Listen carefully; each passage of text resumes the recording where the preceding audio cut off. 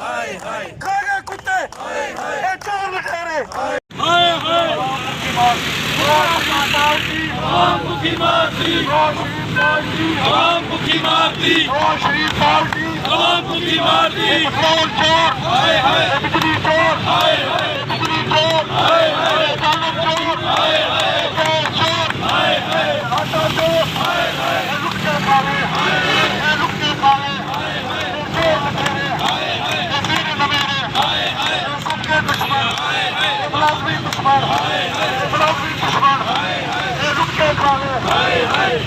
बहुत इजाफा कर दिया जाता ताकि जो मुलाजमीन है वो उनको कोई ना कोई तो हौसला होता कि मुलाजमीन और गवर्नमेंट ने हमारे लिए भी कुछ ना कुछ सोचा है।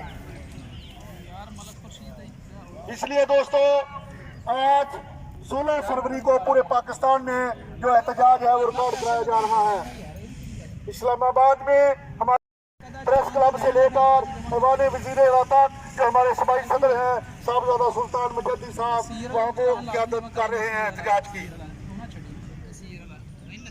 तो दोस्तों ये जो इत्तेहाद है, ये जो यकजहती है, कोई भी इशू हो, ये बहुत